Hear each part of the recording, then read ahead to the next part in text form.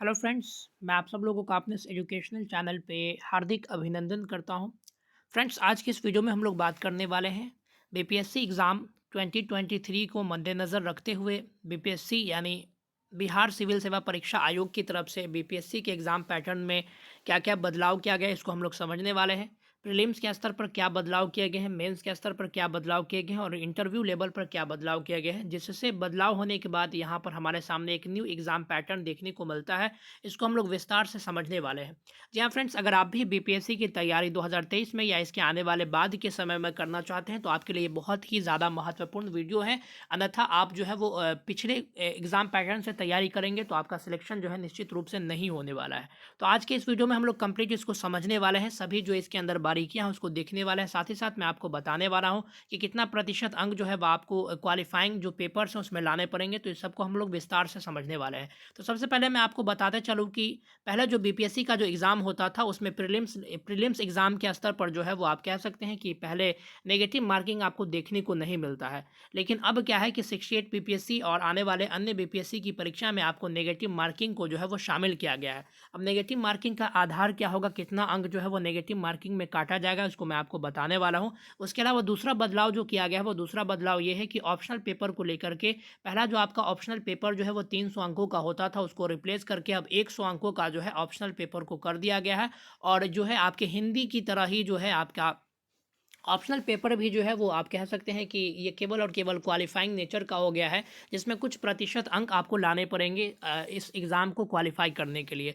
दूसरा जो महत्वपूर्ण बात यह है कि आपके ऑप्शनल के स्थान पर आपके जो जीएस के पेपर में यानी मेंस की परीक्षा में जो आपको 300 अंकों का जो है आप कह सकते हैं कि एसए के पेपर को शामिल किया गया है।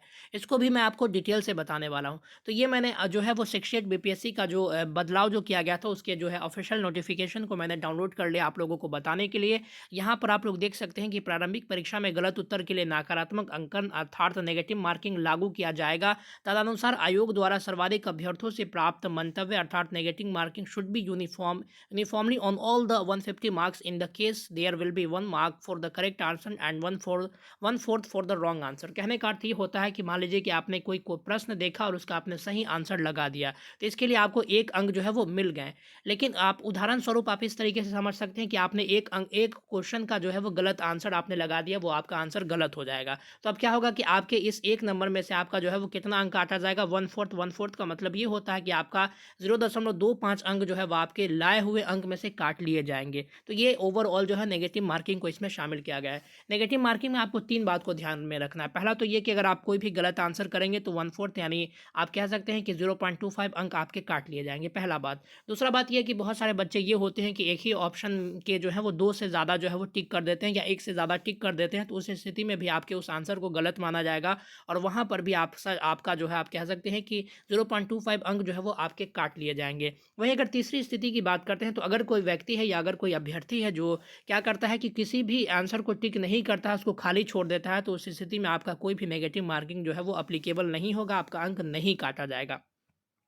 दूसरा जो सबसे महत्वपूर्ण बदलाव जो आपके सामने देखने को मिला है वो मेंस की परीक्षा में देखने को मिला है। ये प्रीलिम्स की परीक्षा के स्तर पर मैंने आपको बता दिया। अब मेंस की परीक्षा की बात करते हैं तो पहले क्या होता था कि सामान्य हिंदी का एक पेपर होता था 100 अंक का, उसके बाद सामान्य अध्ययन पेपर 1 होता था 300 अंकों का, उसके बाद सामान्य अध्ययन पेपर 2 होता था 300 अंकों का और निबंध के स्थान पर आपका वैकल्पिक विषय होता था 300 अंकों का और ये 3 घंटे का यहाँ पर समय होता था।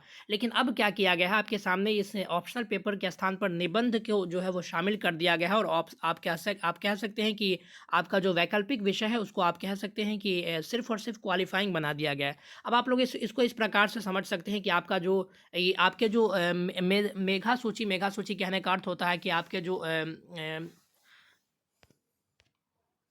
आपका जो क्वालिफाइंग जो आप कह सकते हैं कि मेन जो आपका रिजल्ट आएगा उसमें आपको काउंट किया जाएगा केवल और केवल सामान्य अध्ययन का पेपर 1, सामान्य अध्ययन का पेपर 2 और आपका निबंध, यानी टोटल 300 और 900 अंक आपके यहाँ से काउंट किए जाएंगे और 120 अंक जो है आपके आप कह सकते हैं कि इंटरव्यू का, यानी पहले भी 1020 यानी 1020 अंकों का जो है पहले भी एग्ज़ाम होता था।